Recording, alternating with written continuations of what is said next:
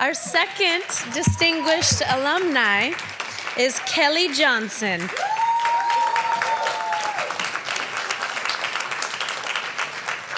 Kellie graduated cum laude in 1993 with a degree in political science.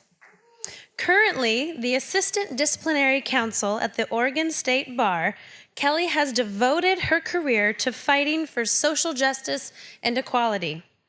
After earning her Juris Doctorate from the University of Oregon and finishing her clerkship, she spent 13 years as a prosecutor for Multnomah County District Attorney's Office in Oregon, specializing in domestic violence and gang crimes. She also ensures she gives back to her community by serving on numerous boards, associations, and advisory committees. Her goals are to advance diversity and inclusion in the legal community and the criminal justice system. She is a recipient of the Judge Mercedes Dees Award for her work in advancing minorities and women in the legal profession. As you can see, making a difference in the world is what Kellie does now and has always done. One nominator who recalled the time they met Kellie at HSU had this to say. In September 1989, I arrived on campus as a 17-year-old freshman. Kellie's face and smile and words of encouragement were there to greet me and the other handful of African-American female students. Kellie provided me the example of what it meant to be a scholar and a well-rounded, well-regarded college student. If we could all welcome Kellie.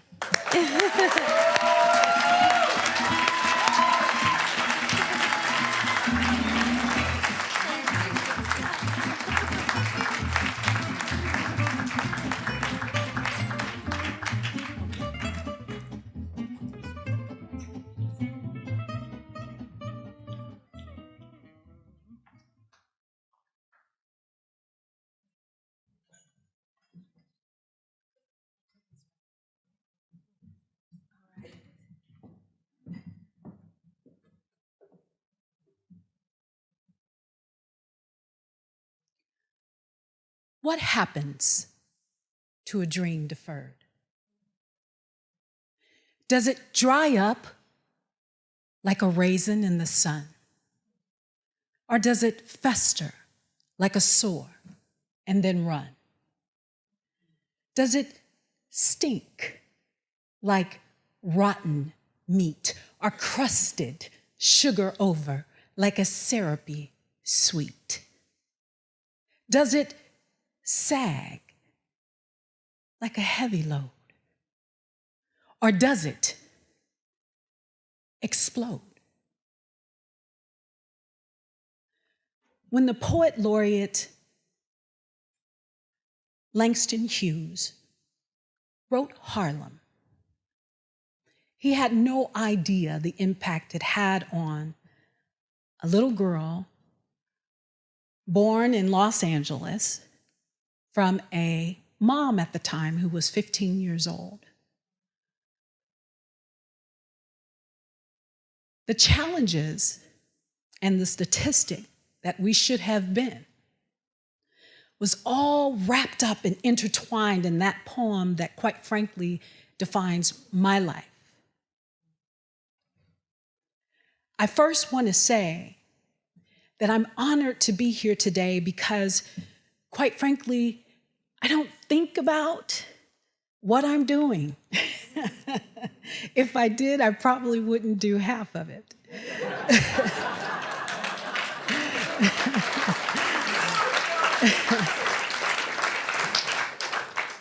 Because honestly, no one wants to be on the front line with your personal self at stake. That's not fun.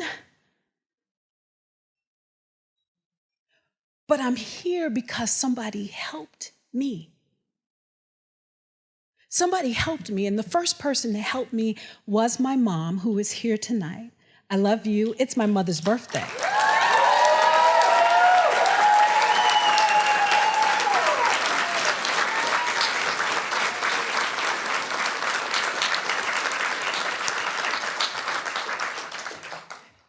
tenacity, drive, intelligence, humbleness, and faith took that 15-year-old girl who had a child out of wedlock in Watts, California, and gave me some of the best of her life so I can have the best life.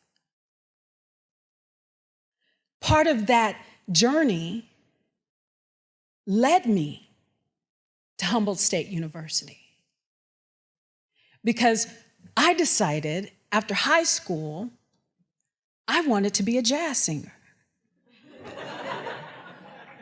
I can do it. I'm good.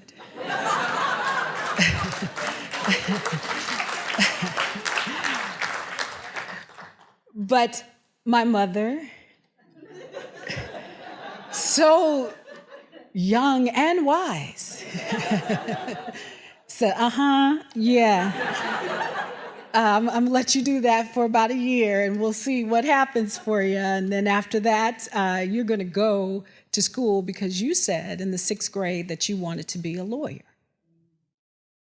Now, little did she know that dream came about because at a college fair at my school, there was a Black woman there who had the best shoes I had ever seen in my life. And I said, "What do you do?" And she says, I'm a lawyer. And I said,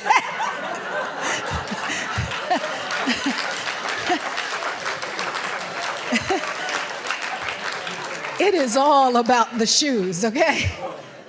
Never doubt. But all jokes aside, the impact of my mother just giving me my walk of faith was the start of that help that made sure that my first dream wasn't deferred, which is, am I good enough?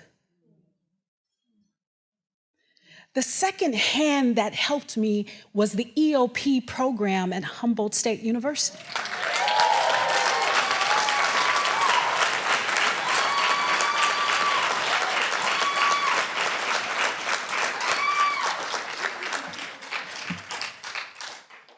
It was there that the hand that reached out to me showed me that I can do exactly what I said I wanted to do, which at the time was simply get an education.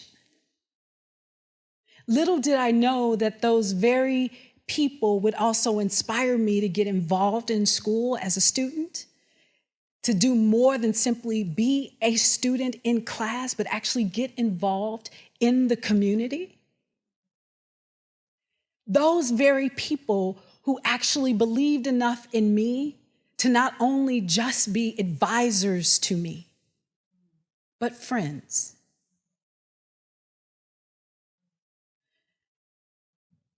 The strongest hand in my education, of course, came from Humboldt State University as an institution. And I have to thank those who nominated me, R.W. Hicks, Randy Darnell Burke, Jay Verlinden, Philip Humphreys, a fellow classmate, because it was those very people who helped me grow, helped me become, helped me understand, and helped to correct me when necessary. So, like Melinda Meyer said, this change that we want to see, it's on the front lines, it's in social activism, but how about it's just in giving a hand to someone, being a friend?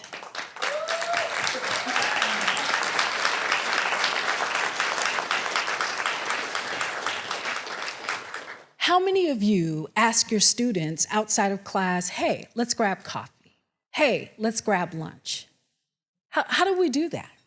And when I say a student of color, a student that's disenfranchised some other way, a first-time attendee to college, Do you know if your student is a first-time family member ever coming to college? Do you ask those questions? Just being a friend goes a long way to actually prevent us having to be on the front line all of the time.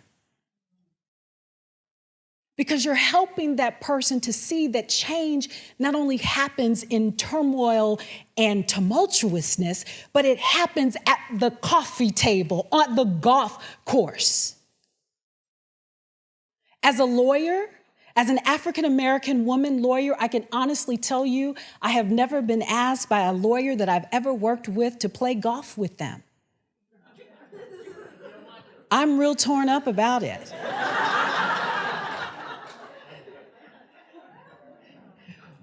But I take note of it only to say, what could we build? No, I'm not coming to the golf course, but I would go to the mall with you in a heartbeat. Wine tasting has my name all over it. Right?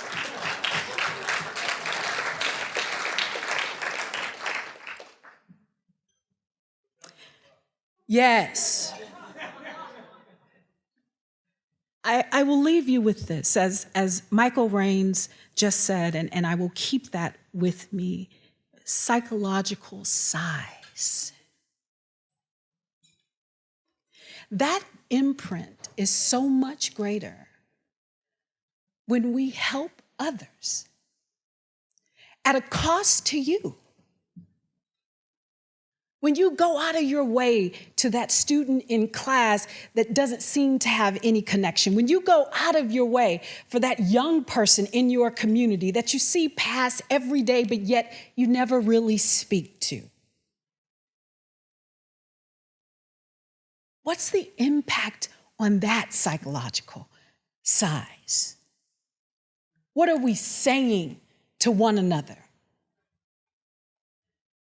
Because like my distinguished colleague, I find myself often sad and angry and utterly confused at the 45th.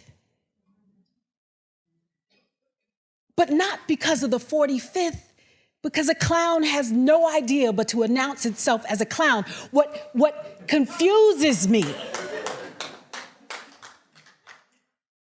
is how we, as everyday people, would allow that to lead our country. Regardless of our political beliefs, regardless of where we stand on left or right,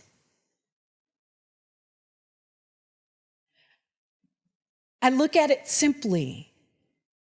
If the game that we want to play is football, you have your team, I have my team, and we're going to battle it out to win. But guess what? We don't let the goalie come on the football field. We acknowledge that the game we want to play is football and no other. I digress.